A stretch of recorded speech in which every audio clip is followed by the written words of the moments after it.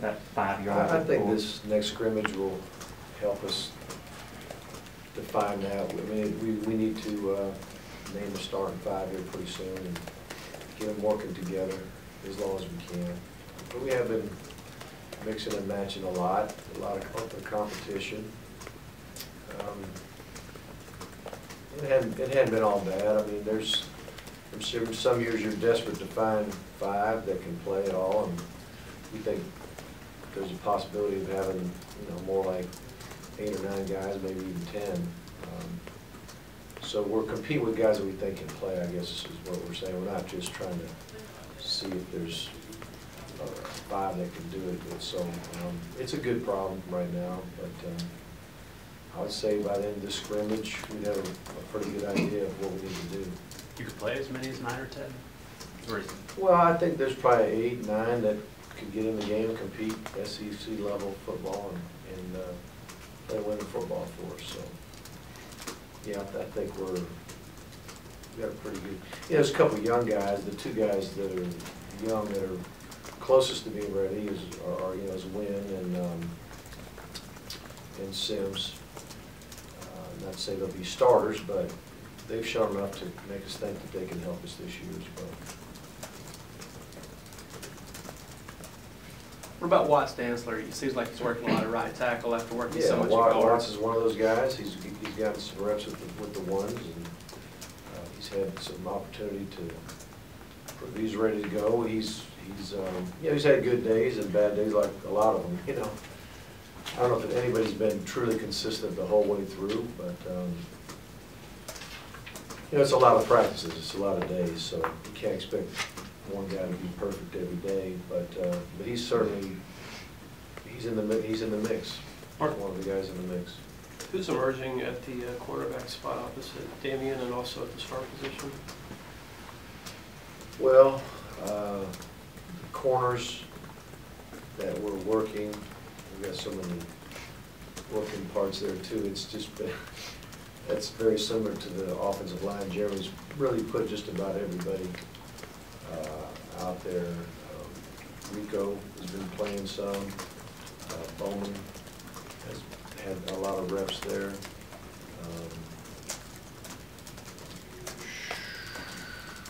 I almost need my depth chart in front of me.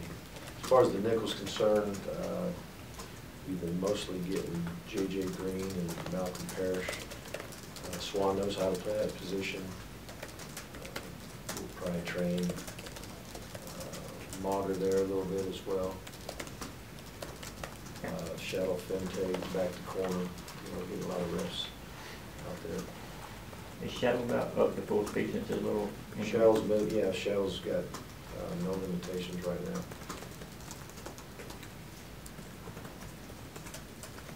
Anybody at safety standing out?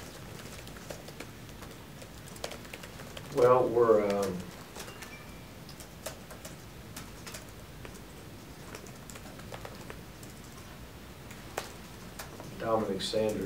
Dominique Sanders is getting work again there, back there. Aaron's back there. Aaron Davis is back there. Of course, Corey is back there. Margaret also has been working back there as well. So we're just trying to find the best combination right now still. Jeremy likes to teach things in concepts, so he likes for all of them to know what everybody else is doing and even have some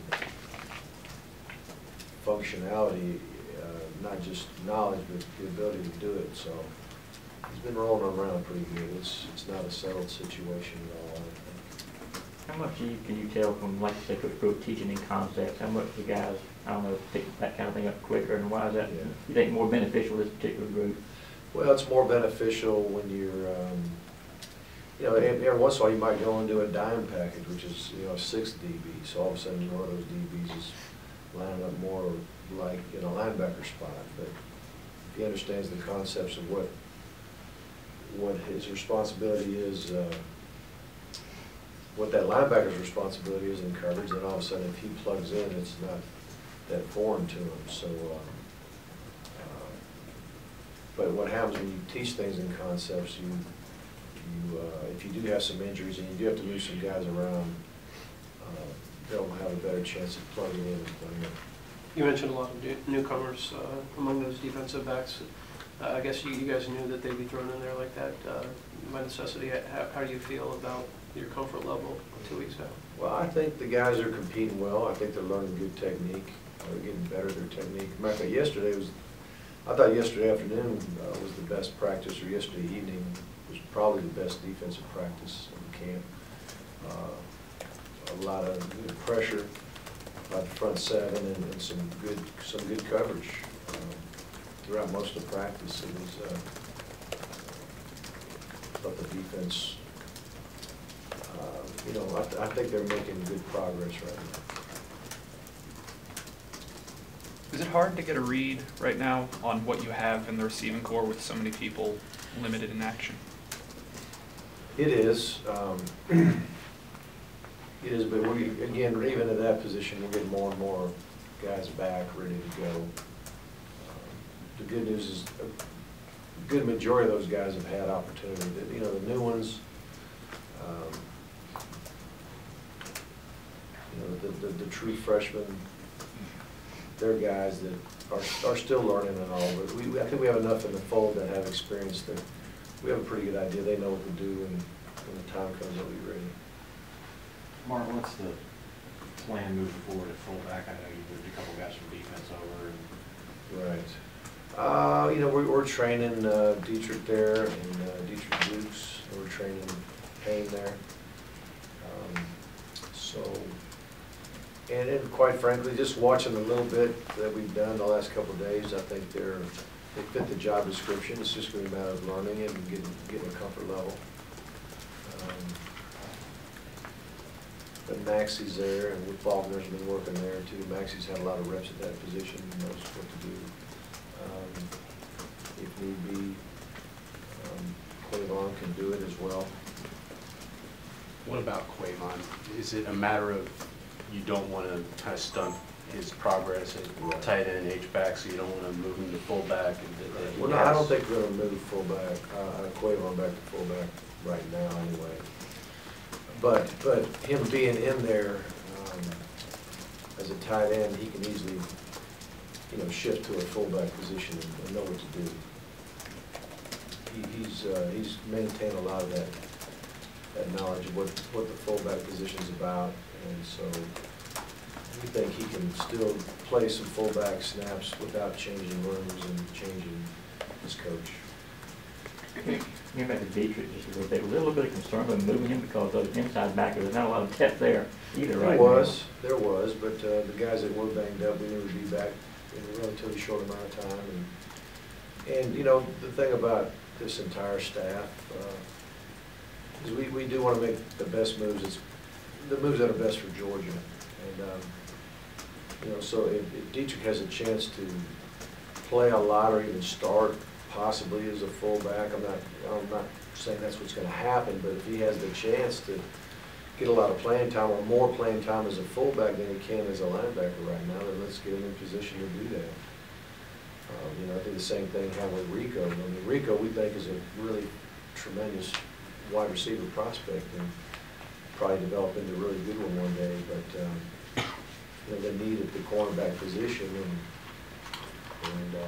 and his experience of playing cornerback in the past, we felt like it was probably a quicker path for him to become relevant as far as playing and snaps. So we made that move because we think he can help us win. So that's kind of what we're doing. You got settled on kick returner yet? No, not yet. We're going to have we are scrimmaging tomorrow night, and we're going to have a kicking scrimmage basically Saturday night. So that'll probably help us. At kicker, I know y'all have Ham in here. Is Morgan still the kickoff guy, or is? Yeah, Morgan's the kickoff guy, extra point field goal guy. He's doing an excellent job. But I will say Ham has done a nice job. Ham's got ability, and he's definitely our number 2 kickoff guy and an extra point field goal guy. What have you seen from Colin Barber this camp, and you know, what do you expect from him if you have to use him? Well, the operation time is a big deal. And when I mean that, the snap to the catch to the kick, there's a certain time you're looking for, and if you're too slow in your operation time, it doesn't matter how good you block, you're probably going to be vulnerable to having your punts blocked. And I would say that Colin and Adam both have done a tremendous job of getting their times down. They're very quick, almost, almost two-step punting instead of three-step punting. But both of them have punted well. When Colin hits his best ball, we're talking, 45 to 50 yards with some 5-0 hang times. I mean, he can really boom it. And Erickson, when he hits his best ball, he's more like a 45-yarder, 40 to 45, and a 4 or 5 hang time, which, those hang times, as they correlate to the yardage that they're kicking them, is good. We can cover those kicks. So whether or not we're bombing it a little bit further down the road or not quite as far, I think both guys can get it up, get it off on time, can get it up, and get where we can get some coverage under it and get a lot of fair catches. So it's going to be a matter of who can do what they do best, most consistently. We've had Adam doing pooch punts in the past, and Adam still is very good at that.